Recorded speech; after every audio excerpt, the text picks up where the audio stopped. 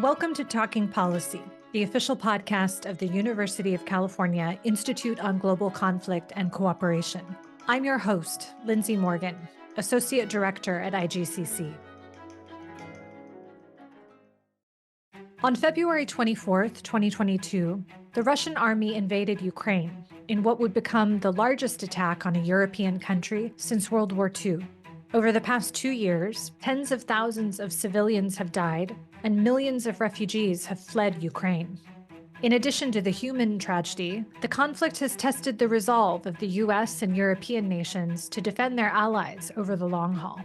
In this episode, guest host Jesse Driscoll, Associate Professor of Political Science at the UC San Diego School of Global Policy and Strategy, sits down with a panel of experts from across the University of California for a conversation to mark the 2-year anniversary of Russia's invasion.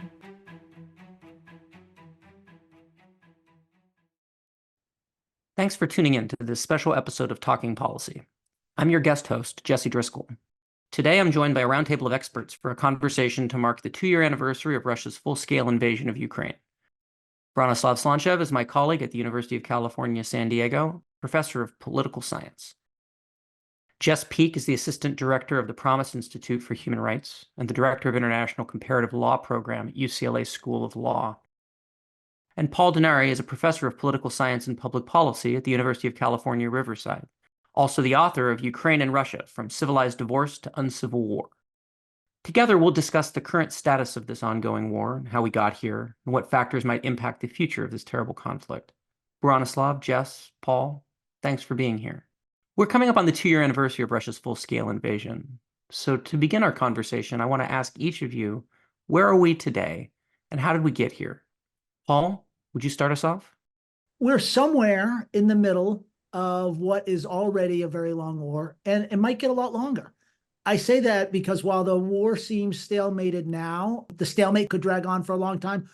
As far as how did we get here, I think the basic underlying factor is Russia's dissatisfaction from the very beginning of the post-Soviet era with Ukraine's independence. Russia never really came to grips with the fact of Ukraine as a separate country, and it's always wanted it back. I think the Ukrainians are in a worse shape right now than they were last year. One of the goals of last year's offensive had been to show that they can dislodge the Russians by force from the occupied territories, and that obviously did not work.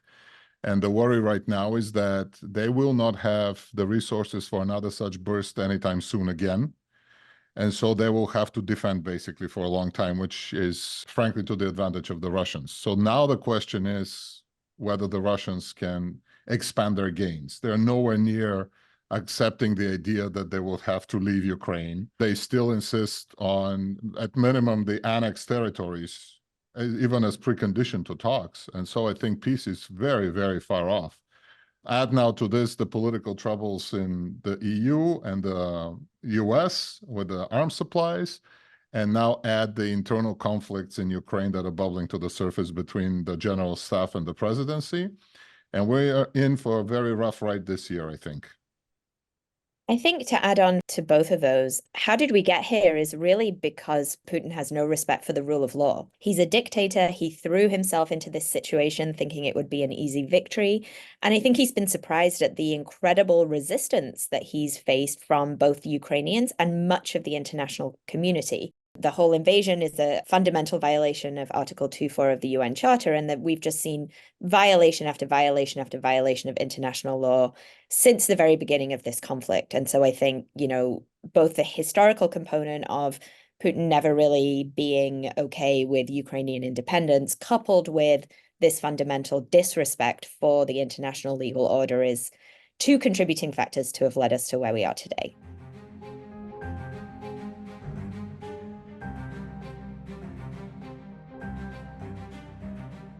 Because the war in Ukraine remains front-page news, I think many of us are saturated. But what about the war doesn't get enough airtime? What's a story that's fallen out of the news cycle, or an aspect of the conflict that you feel is being underreported? Jess, why don't you start? I think in terms of something that is a little bit fallen out of the conversation is this idea of prosecuting Putin and the Troika for aggression specifically. Obviously, there's a lot of conversation around what might happen at the International Criminal Court. And I think in the first year of the war, we were hearing a lot about the potential for setting up a special tribunal for aggression specifically, because that is not a crime that the International Criminal Court can have jurisdiction over in this particular situation.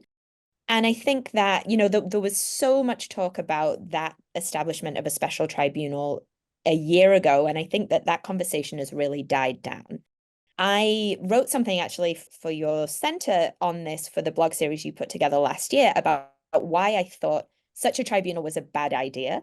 And I've softened my views on that somewhat. And partially that's because I had the opportunity to spend some time in Ukraine in December. And I got to speak with a lot of Ukrainians and really hear about their rationale for wanting the establishment of this special tribunal for aggression. And it's incredibly important to the people of Ukraine. Aggression is a leadership crime. The people of Ukraine believe that there won't be full accountability until the Troika, the top three leaders, are held accountable for that aggression. And there is support for this, right? Like, there's also opposition, but the European Union Agency for Criminal Justice Cooperation, Eurojust, in July, I believe, of last year, launched an international center for the prosecution of the crime of aggression against Ukraine. And this is an entity that's based in The Hague. It's investigating Russian aggression, and it's really helping to facilitate case building for future potential trials. And I think that piece has a little bit fallen out of the conversation, at least here in the US media. I think there's still a lot of conversation about that in Europe, particularly. But I think it's such an important component because, yes, aggression is this leadership crime. And if Putin is allowed to act with impunity for that, then what does that say about the international legal system and the international legal order? And what future impact does that have? Paul, what do you think? One of the things that's really fascinated me is how Russia's justification for the war has changed over time, especially as it relates to the relationship between Russians and Ukrainians. For the 20 years plus, or actually, for hundreds of years, the Russian line has been Russians and Ukrainians are one people. And they use the word fraternal. There's all different ways of talking about it, but it's all about how close we are, which is how we can't imagine Ukrainians being in a separate country. Since February of 2022, that narrative has very quickly changed to Ukrainians are our enemies. And they're not just our enemies. They're vermin. They need to be extinguished. It's become very genocidal. And so the long-term nature of the relationship between Russia and Ukraine has been fundamentally changed, regardless of what the outcome on the ground is. And on the Ukrainian side, you see very quickly, too, there are a lot of Ukrainians before 2022 who wanted to have it both ways. Yes, we're Ukrainians, but of course, we're friends with Russia.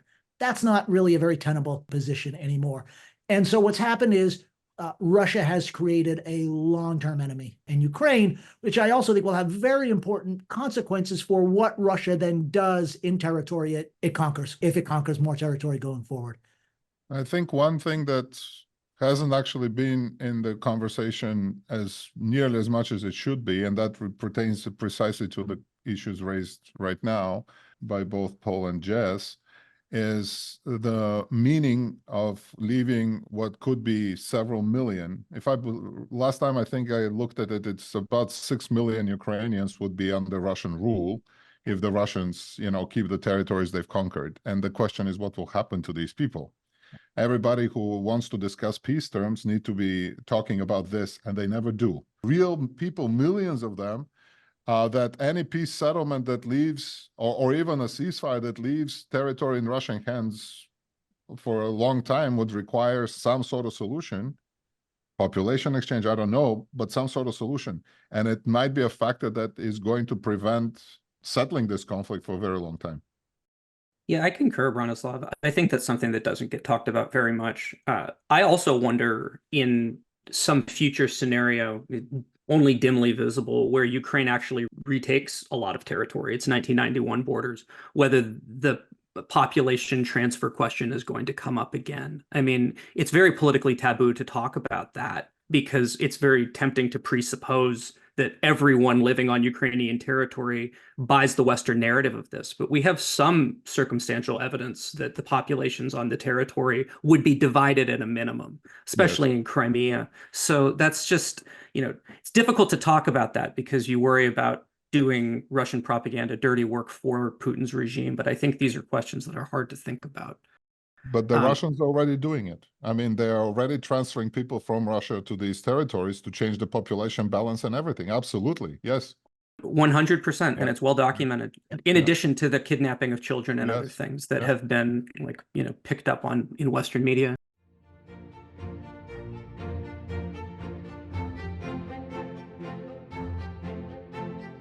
So just to follow up on something Branislav said before in terms of the operational military balance, what I've been struck by in the last year is a kind of a creeping transition from the land domain to low altitude. The drone war component of this has been very interesting from the perspective of military science.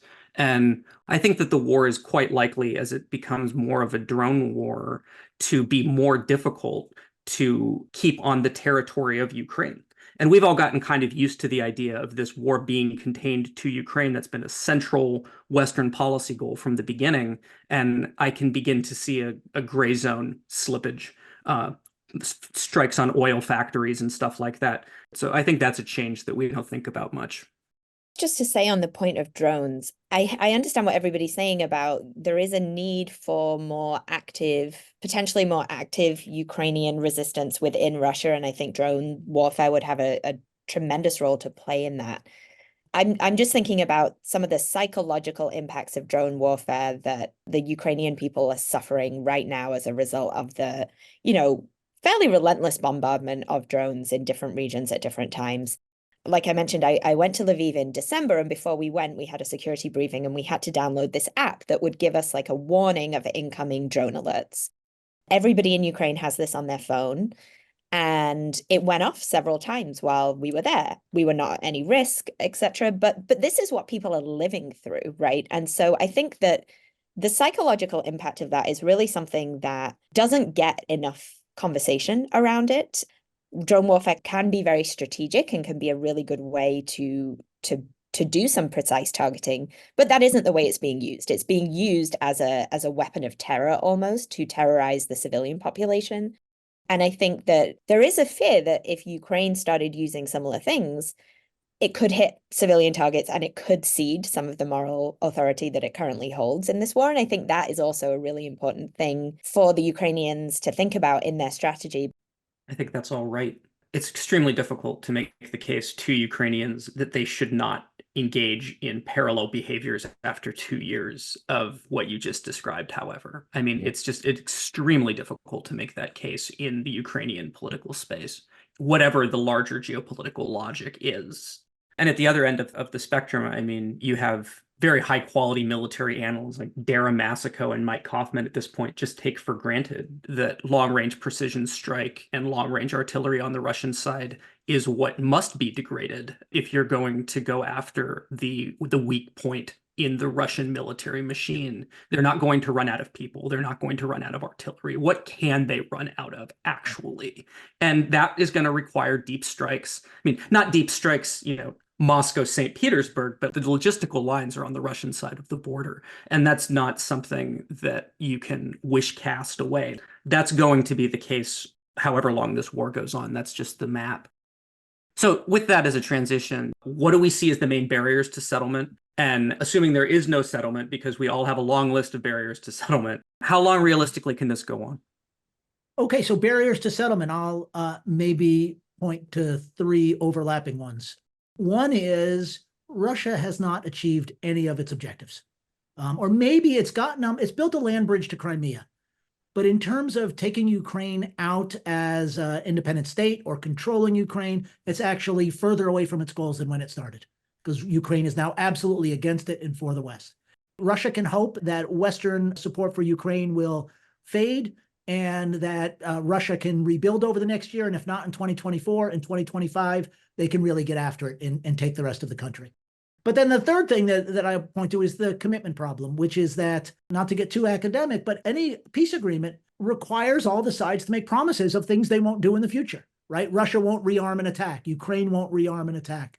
And none of those promises are very credible at this point, nor are they very easy to enforce. And so, in my opinion, a credible peace agreement will depend on Western actors, primarily the United States and NATO, making some commitments that they don't want to make. I think that's exactly right. So let's just look at what a credible peace deal would require. The primary obstacle to peace is Russia right now. And the reason is exactly what Paul said, which is they have not achieved their goals. Their goals were territorial, of which they're failing short. It's unclear even if they rebuild that they actually can capture this entire territory that they've claimed. Number two is what they call denazification, which basically is regime change. That's not going to happen anytime soon, if ever, right? Then they have demilitarization of Ukraine, which means no army and no defense industry, which also will not happen. So these goals are not satisfied. So we're asking basically the Russians to give up on everything after these years of fighting while they haven't actually lost on the battlefield. So that's very hard to imagine how it's going to happen. That means the only way of keeping the peace is deterring them from attempting to gain what they think is owed to them, right? Ukraine, we know, by itself cannot withstand this, which means they do need an external alliance of some sort, and they do need internally to have their industry and they have their big army to resist the Russians. And so this means none of them, not demilitarization, not neutrality, nothing can be given to the Russians from the Ukrainian perspective. From this, it follows that the Russians are still going to keep fighting as long as they can. I said this at the beginning of the war, and I still believe it. This war will last as long as Putin is alive. I don't think the Russians have the means of conquering Ukraine, and I don't think they have the means of compelling the Ukrainians to give them what they want either. And so that's why I've been so critical of the slow trickling aid and all this calibration, because we should have realized, or people here should have realized from the beginning, this is an all-out effort, and that's how it should be fought.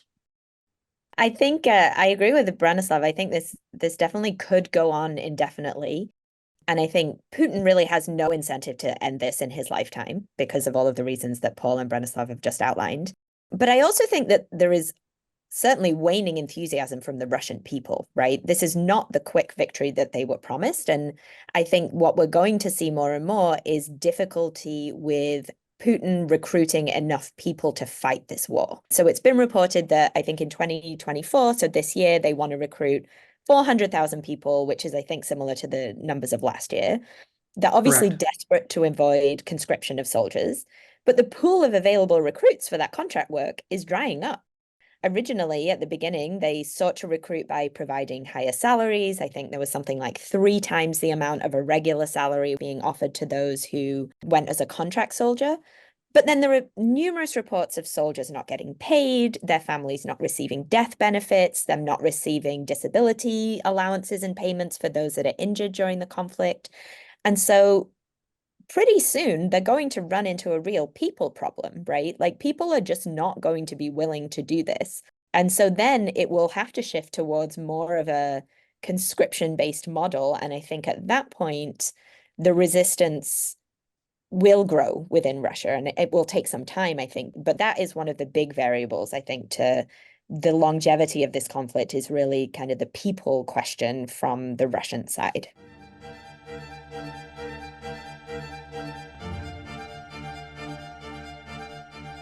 So what are the other variables? If we try to imagine the future of this war, what, Paul and Branislav, are the big questions for you? For me, there's 2 big questions. The obvious one is Western support for Ukraine. And, a lot of that depends on U.S. domestic politics, but a lot also depends on the Europeans, who I think are more committed being able to ramp up defense production in ways that they never thought about doing. The other part is exactly what Jess raised about Russian force regeneration, which is sort of my nightmare scenario, is Russia gets another 400,000 soldiers, arms them up, trains them up, and probably not in 2024, but in 2025, deploys them in Belarus, north of Kiev, so that they can go after Kiev without having to come across the Ukrainian front lines or without having to cross the Dnipro. And then really facing the Ukrainians with some really difficult choices about where to deploy their limited forces. So that I think it's a contest of mobilization on the 2 sides now, and a contest of the will in US and Europe. Well, I think that's exactly right, that the training and the supply The Russians can sort of limp along indefinitely, but I do not see them regenerating a force that is actually capable of conquering Ukraine. The problem is they certainly don't need, motivated soldiers to defend. We know all about the problems with morale, but they still fight. I mean, that's the thing. They still fight. Yeah, in Russia, you won't be able to get them, by incentivizing them with salaries and things, and even plots of land in some cases they were promising, stuff like this. Yeah, okay, so they'll start more forcible recruitment. Is it pleasant? No. Will the Russians do it? Yeah, they will, actually. And once they're at the front, they will fight, because once you're there, what are you going to do? So it is possible that they change their mind. Yes, and it will have to do with suffering of the population at home and problems maintaining the economy, because the economy is struggling. I mean, the sanctions, despite the loopholes, the sanctions are working. Exactly. They're making everything more expensive to the Russians and to the government. So they have to tighten their belts. Now, in a country where a third doesn't have indoor plumbing, that's not immediately obvious that the impact is big, but eventually it's going to percolate to the cities. And also the problem is we also kind of hope that once they start suffering casualties, the public will wake up or something. No. Last year I did kind of a rough back of the envelope calculation, assuming about 200,000, dead for the Russians, which at that point was already reasonable. And I thought, okay, they're recruiting mostly from rural areas, medium-sized cities. How many extra funerals would that mean in a city like this per month? And it looks like 4 or 5 extra funerals in a city. Nobody will notice this. So there's a lot of private suffering in Russia, but it's not common knowledge, and so people can't organize around anything. Putin's 10-year repression of the media has been extraordinarily effective. And so this the internal weaknesses that usually cause the Russians to collapse in these kind of wars, they may have learned from their history too. We should not forget that. Okay, so we're recording this in early February, and it's pretty clear American domestic politics are going to turn the Russia-Ukraine war into a political football. Now, speaking only for myself, there are clearly compelling, strong moral and strategic rationales for the U.S. to keep Ukraine supplied. I mean, that's my opinion, but it's not that costly for us to do this, whether you measure it in blood or treasure. This is not Vietnam. We're not putting soldiers or sailors or airmen in harm's way in Ukraine. And in terms of how much money we spend, $100 billion here and there sounds like a lot, but not the way the Pentagon spends. So I'd say it's a wise overdue investment. We're priming the pump on the defense industrial base. We're putting ammunition stocks back on full, which we're going to want someday for Pacific contingency readiness for ourselves. But I recognize that many of my friends and neighbors are skeptical of forever wars and rightly worried about homegrown problems and don't see an end in sight. So how would you make the case to a skeptical voter that supporting Ukraine has benefits for American security? I think there's 2 parts of this. One is that in terms of defense against a really dangerous enemy, this is a bargain, particularly in the part that the one thing the Ukrainians are not asking for is for us to send Americans to get killed, which is the thing we are most sensitive to. The second part of this is how it relates to China, which is we're not spending so much on Ukraine or even talking about spending so much on Ukraine, even in the Ukrainians' fondest dreams, that's going to dramatically decrease our ability to arm Taiwan or to do what we need to do in the South China Sea. On the other hand, what it says about America's willingness to support its allies when the going gets tough will send an immense message to China about what we may or may not do when it comes time to defend Taiwan. And so if what you're worried about is Taiwan, you absolutely want to defend Ukraine. The only way to end the war is to arm the Ukrainians.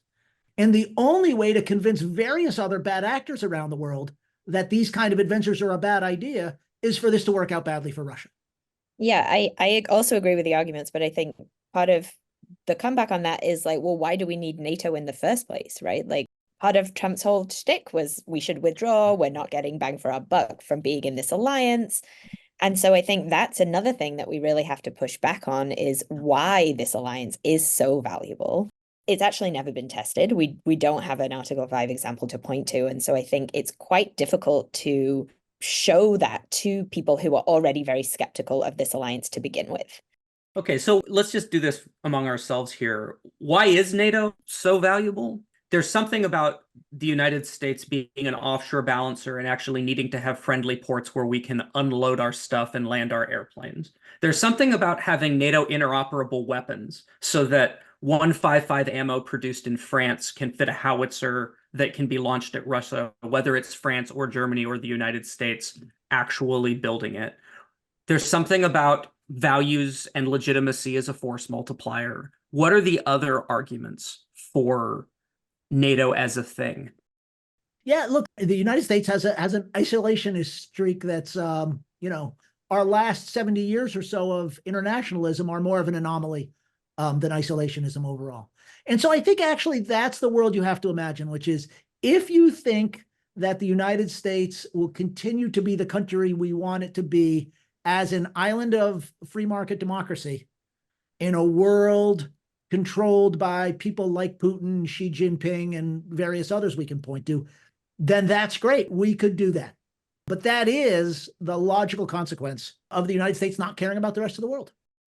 The answer, I think, also in part is what will happen to Europe if the US withdraws. Like, would the Europeans be able to get their act together to resist the Russians? I think actually they'll just make deals with the Russians instantly. They don't care that much. And then the Western world, essentially, as the unity is going to be eroded by this as well. And this, I think it is straightforward to make an argument. This is bad for us. Economically, it's bad for us. Politically, for our influence in the world. I mean, one counter to the idea that the members of NATO are not paying their ways. Yeah, sure, that's exactly right. They were not paying their way, which is why the US has such an outsized say in NATO politics and influence in Europe, because no representation without taxation is really the rule of the world. And so when we paid for this, we got to say stuff. You want them to pay equitably? Then you have to deal with their opinions for real, not just pretend opinions and paper over disagreements, but for real deal with this. And this transactional nature of the kind of Trump approach to NATO is terrible if you want to have leadership by the US. I think Branislav is right about the power and influence point is a really powerful one to push or to use on those people who are very skeptical of the US role in NATO and what that brings to us. I think the same people who are very skeptical also want the US to be the most powerful country in the world, right? They want the US to like play this role, to have this powerful position in decision making. And I think you can't achieve that if you're withdrawing from international organizations that are really set up to buoy up some of that power in some ways. And so, it's a nuanced argument to make, but I think focusing on the desire to have US power and influence actually speaks to the US needing this role in all of these organizations and needing to really follow through on the commitments that it's made. Okay, last question. How has the Ukraine war changed our thinking on the idea of peace, the possibility of peace, what peace means? So being Eastern European, I always found the American idea of end of history and democracy being like something that everybody secretly aspires to and would just have it if they're given a chance, very laughable, because having lived and studied regimes that are not democratic, you know that there's not true. For many people, this simply isn't the case. And so I have a much kind of darker, more kind of struggle for survival view, if you will, of this. And for me, peace is inextricably linked with war, because it's not just the absence of fighting. To me, it's like the natural state actually is peace, and we're trying to figure out why it's broken. For me, it's not war against war, like being the natural state of affairs. And so for me to understand peace is to understand why they're not fighting over something that they potentially could be fighting. And so it's always been looking at these interests. So, for instance, the current war in Ukraine was eminently predictable. As Paul said at the very outset, we knew the Russians were open about not accepting Ukraine as an independent country. It was just a matter of time. In 2014, I literally wrote, given these policies, this only ends with a Russian invasion. There's no other way out of it. You cannot wish it away. You cannot bargain it away. And we also know from research, and as people had the exact same ideas that international trade and finances are going to make war impossible. And when we had World War I, and then we had World War II. And it's actually quite possible, unfortunately. People simply do not seem to imagine what nation states are capable of mobilizing. And we repeatedly seem surprised by this, which is, it's not a new lesson, but we seem to have to relearn it every single time. And so I'm not sure there's a whole lot of kind of absolutely new sort of ideas that need to percolate. It's just people have to give up some wishful thinking, I think. I mean, I think the short-term lessons, and this connects back to Europe, and this also connects to China, which is we thought like this post-Cold War liberal worldview of if we engage everybody with trade, folks will get along. The Germans thought that was true buying gas from Russia. We thought it was true buying everything we could possibly buy from China. And it's turned out not to work. So I think one of the things it's done is it's left us going back to the drawing board a little bit in terms of what are the sources of peace. We thought that democracy was sort of naturally over time going to ratchet itself more widely geographically around the world. And now we see it receding. So there's a lot of rethinking that needs to be done on democracy, on peace, on the relationship between them. And I think we're going to have to do a lot of that kind of rethinking before we arrive at some new good ideas about how to build peace in the world. We can't see the future, and it could be a very long war. There are many barriers to ending the conflict that we've identified here, and a lot depends on Russia, and only Russians can change Russia. What's clear to me is that when there is a final settlement, and someday there will be, it will take sustained cooperation between governments in Europe, the United States, and non-state actors who care about the future of global institutions to make that settlement stick. This has been a special episode of Talking Policy. Special thanks to our guest host, Jesse Driscoll. Talking Policy is a production of the University of California Institute on Global Conflict and Cooperation. This episode was produced and edited by Tyler Ellison. To ensure you never miss an episode, subscribe to Talking Policy wherever you get your podcasts. To learn more about IGCC, visit ucigcc.org.